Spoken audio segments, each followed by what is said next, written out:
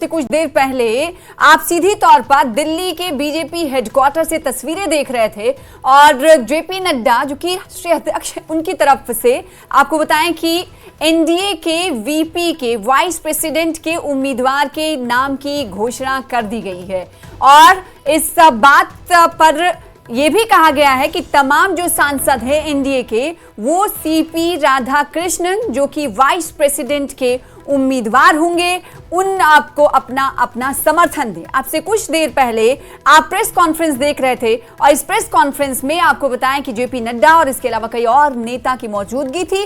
तो जिस नाम का जिस चीज का इंतजार किया जा रहा था अब वो इंतजार की घड़ी खत्म हो गई है और सीधे तौर पर नाम भी सामने आ चुका है। सीपी राधाकृष्णन एनडीए के उम्मीदवार वाइस प्रेसिडेंट के उपराष्ट्रपति के बनाए गए हैं और ना सिर्फ इस नाम का ऐलान जब जेपी नड्डा की तरफ से किया जा रहा था, जगत प्रकाश नड्डा की तरफ से किया जा रहा था, उस वक्त ये कहा गया कि इन्हें बहुत सारी एक्सपीरियंसेस हैं, तजुर्बात हैं, उन तजुर्बात का हवाला भी यहां पर जेपी नड्डा की तरफ से दिया गया। तो BJP picks Maharashtra governor CP Radhakrishnan as NDA vice president candidate. बड़ी खबर आपको बता रहे हैं, सीपी राधाकृष्णन एनडीए के उम्मीदवार होंगे। इसकी जानकारी आपसे कुछ देर पहले जेपी नड्डा की तरफ से बीजेपी मुख्यालय में प्रेस कॉन्फ्रेंस आयोजित कर दी गई और साथ ही साथ कहा गया कि उपराष्ट्रपति के चुनाव के लिए सभी सांसदों का हम समर्थन चाहते हैं और ऐसा समर्थन चाहते हैं कि निर्विरोध चुने जाएं महाराष्ट्र के governor CP Radhakrishnan vice president के तौर पर। ये बात जेपी नड्डा की तरफ से अब से कुछ देर पहले कही गई। भारतीय जनता पार्टी के हेडक्वार्टर मुख्यालय पर अब से कुछ ही क्षण पहले प्रेस कॉन्फ्रेंस का आयोजन किया गया था और इस प्रेस कॉन्फ्रेंस की महत्वपूर्णता ये थी, अहमियत ये थी कि इस प्रेस कॉन्फ्रेंस के जरिए उपराष्ट्रपति का उम्मीदवार एनडीए गुट का कौन होगा इस नाम को डिस्क्लोज कर दिया गया है। एनडीए उम्मीदवार वाइस प्रेसिडेंट के होंगे सीपी राधाकृष्णन। इस वक्त आपको बताएं कि महाराष्ट्र के राज्यपाल के तौर पर कार्यरत हैं सीपी राधाकृष्णन। तो बड़ी खबर आपको दे रहे हैं, सीपी राधाकृष्णन को इस वक्त आपको बताएं कि वाइस प्रेसिडेंट के उम्मीदवार के तौर पर एनडीए ने पिक किया है, ऐलान किया है अब से कुछ देर पहले। भारतीय जनता पार्टी, देखिए तस्वीर आप देख पा रही हैं, सीपी राधाकृष्णन हैं जिन्हें आप टीवी स्क्रीन पर उनकी तस्वीर है जिन्हें आप देख पा रहे हैं। सीपी राधाकृष्णन इस वक्त मौजूदा वक्त में महाराष्ट्र के राज्यपाल के तौर पर कार्यरत हैं और आपसे कुछ ही क्षण पहले एनडीए ने आपको बताया कि बतौर वाइस प्रेसिडेंट के उम्मीदवार के तौर पर इनके नाम पर मुहर लगाई। तो बड़ी खबर, बड़ी जानकारी आप इस वक्त आपको दे रहे हैं जिस नाम का और जिस बात की ये चर्चा थी कि आखिर एनडीए किस नाम पर मुहर लगाएगा वाइस प्रेसिडेंट के लिए।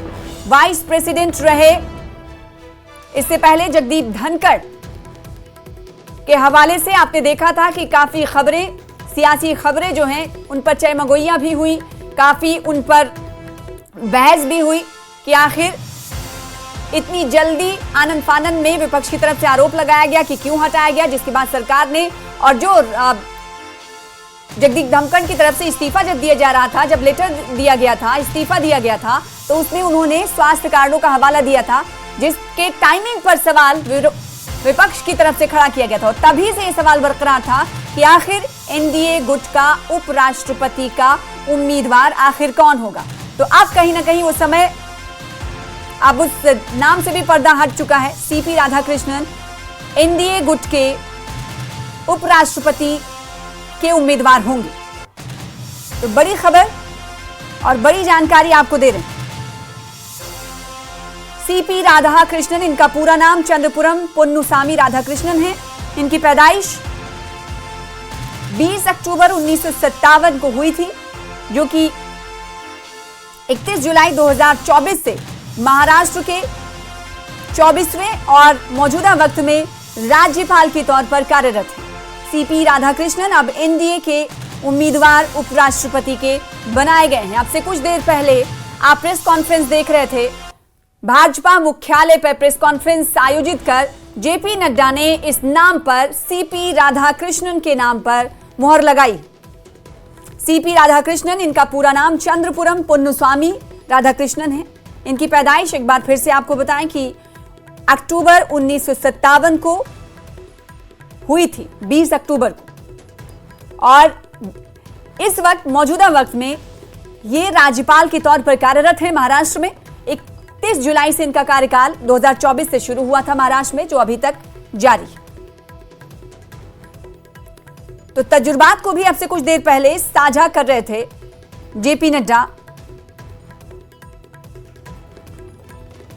और कहां के रहने वाले हैं ये भी आपको बताते हैं। सीपी राधाकृष्णन का जन्म एक साधारण परिवार में हुआ और 20 अक्टूबर 1957 को तमिलनाडु के तिरुपुर में हुआ था। और इनका सियासी सफर क्या रहा ये भी आपको बताते चलते हैं। और ये झारखंड के भी एक वक्त में राज्यपाल के तौर पर नियुक्त किए गए थे और अभी ये कार्यरत है महाराष्ट्र में। सीपी राधाकृष्णन जब झारखंड के नए राज्यपाल बनाए गए थे और इनकी पृष्ठभूमि क्या थी ये भी, इस पर नजर डालना भी जरूरी है। जब एनडीए की तरफ से उपराष्ट्रपति के उम्मीदवार के नाम का ऐलान कर दिया गया, सीपी राधाकृष्णन के नाम पर मुहर एनडीए की तरफ से लगाई गई है। अब से कुछ ही क्षण पहले इस नाम को डिस्क्लोज किया गया है। सीपी राधाकृष्णन पर कहा जा सकता है कि एनडीए ने भरोसा जताया है। तो दक्षिण भारत में बीजेपी को मजबूत बनाने में सीपी राधाकृष्णन की प्रमुख भूमिका रही, अहम भूमिका रही है। पिछले कई दशकों से सीपी राधाकृष्णन सामाजिक सेवा के कार्यों से जुड़े रहे और 1998 और 1999 के लोकसभा चुनाव में कोयंबटूर से इन्हें जीत मिली थी। तो साउथ इंडिया में संगठन को मजबूत बनाने में बड़ी भूमिका निभाई है। तो तमिलनाडु के वरिष्ठ नेता, बीजेपी नेता सीपी राधाकृष्णन अब एनडीए गुट के वाइस प्रेसिडेंट के उम्मीदवार के तौर पर चुने गए हैं। सीपी राधाकृष्णन दक्षिण भारत में बीजेपी के सबसे वरिष्ठ और सम्मानित नेताओं में से एक हैं। 2 बार कोयंबटूर से लोकसभा के लिए भी चुने गए हैं और मौजूदा वक्त में महाराष्ट्र के गवर्नर हैं। तमिलनाडु के रहने वाले हैं सीपी राधाकृष्णन। तमिलनाडु इकाई, बीजेपी इकाई के प्रदेश अध्यक्ष भी रहे हैं और इस वक्त महाराष्ट्र के गवर्नर की कमान उनके हाथों है। पार्टी नेतृत्व की ओर से केरल का प्रभारी भी उनको एक वक्त में बनाया गया था। 2016 से लेकर 2019 तक अखिल भारतीय बोर्ड के अध्यक्ष भी रहे और 2004, फिर 2012 और 2019 के लोकसभा चुनाव में भी वो कोयंबटूर लोकसभा सीट से बीजेपी के उम्मीदवार बनाए गए थे, लेकिन जीत नहीं मिली थी। हालांकि तमिलनाडु की 2 बड़ी पार्टियों डीएमके और आईएडीएमके से गठबंधन के बिना इन्होंने उस वक्त 3,98,000 अधिक वोट हासिल कर दूसरा स्थान हासिल किया था। तो सियासी सफर की हम बात कर रहे हैं। महाराष्ट्र के गवर्नर हैं सीपी राधाकृष्णन। उपराष्ट्रपति के लिए उम्मीदवार का ऐलान किया गया है। सीपी राधाकृष्णन होंगे एनडीए के उम्मीदवार। महाराष्ट्र के गवर्नर हैं सीपी राधाकृष्णन। ये तस्वीरें आप देख पा रहे हैं। केंद्रीय मंत्री राजनाथ सिंह को इस वक्त की, मौजूदा वक्त की तस्वीर दिखा रहे हैं और प्रधानमंत्री नरेंद्र मोदी की रवानगी इस वक्त आप देख पा रहे हैं। काफिले को सीधी तौर पर तस्वीरें आपको दिखा रहे हैं। आपसे कुछ ही क्षण पहले ऐलान किया गया,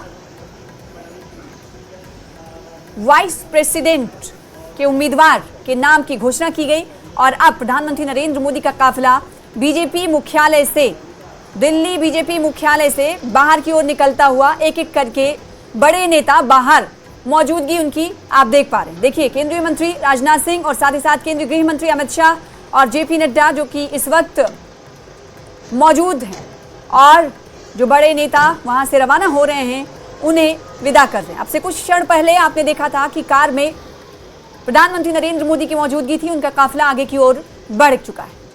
तो अब से कुछ क्षण पहले ही महाराष्ट्र के गवर्नर को वाइस प्रेसिडेंट के उम्मीदवार के तौर पर चुना गया और इसका ऐलान जेपी नड्डा ने, जगत प्रकाश नड्डा ने आपसे कुछ क्षण पहले किया था। आपसे कुछ देर पहले ही आपने देखा कि प्रधानमंत्री नरेंद्र मोदी बीजेपी हेडक्वार्टर पर उनकी मौजूदगी थी। उनका काफिला आगे की ओर रवाना हो चुका है और इस वक्त बीजेपी हेडक्वार्टर पर, मुख्यालय पर बड़े नेताओं की मौजूदगी है, केंद्रीय मंत्रियों की मौजूदगी है, जिनमें आपने देखा कि राजनाथ सिंह, केंद्रीय गृह मंत्री अमित शाह और कई बड़े नेता मौजूद रहे। जगत प्रकाश नड्डा की भी मौजूदगी थी। इन्हीं के जरिए अब से कुछ क्षण पहले उपराष्ट्रपति के लिए उम्मीदवार का ऐलान किया गया था और सीपी राधाकृष्णन के नाम पर मुहर लगाई गई। 1998 और 1999 के लोकसभा चुनाव में कोयंबटूर से इन्हें जीत मिली थी। 20 अक्टूबर 1957 को एक बार फिर से आपको बताएं कि तमिलनाडु के तिरुपुर जिला में सीपी राधाकृष्णन का जन्म एक साधारण से खानदान में हुआ था, परिवार में हुआ था। और इनकी पृष्ठभूमि क्या है ये भी आपको बताते हैं। 16 साल की उम्र में यानी 1973 में सीपी राधाकृष्णन आरएसएस, राष्ट्रीय स्वयंसेवक संघ से जुड़े। देखिए, कुछ क्षण पहले की तस्वीर है जब प्रधानमंत्री नरेंद्र मोदी की रवानगी हो रही थी। वो बीजेपी मुख्यालय से प्रधानमंत्री आवास की तरफ, रिहाइश की तरफ रवाना हो रहे थे। ये तस्वीर आप देख पा रहे हो और नीचे जो तस्वीर आपको दिखा रहे हैं विंडो में, ये सीपी राधाकृष्णन की तस्वीर है जो मौजूदा वक्त में महाराष्ट्र के गवर्नर हैं और इन्हें अब उपराष्ट्रपति के उम्मीदवार के तौर पर चुना गया है। पृष्ठभूमि की बात हम कर रहे थे कि आखिर किस पृष्ठभूमि से आते हैं। 16 साल की उम्र में आरएसएस से जुड़े थे सीपी राधाकृष्णन, बाद में जनसंघ से जुड़े और फिर सक्रिय राजनीति में आ गए। इसके बाद 1998 से के कोयंबटूर बम धमाकों के बाद कोयंबटूर लोकसभा सीट से 2 बार चुनाव इन्होंने जीता, लड़ा, फिर जीता भी। और साथ ही साथ 1998 में 1.5 लाख से अधिक मतों से इन्होंने जीत हासिल की। जो वोट डिफरेंस था वो ज्यादा था, जीत का डिफरेंस ज्यादा था। जबकि 1999 में 55,000 से अधिक मतों के अंतर से ये विजयी रहे थे, उस वक्त जीत हासिल की थी।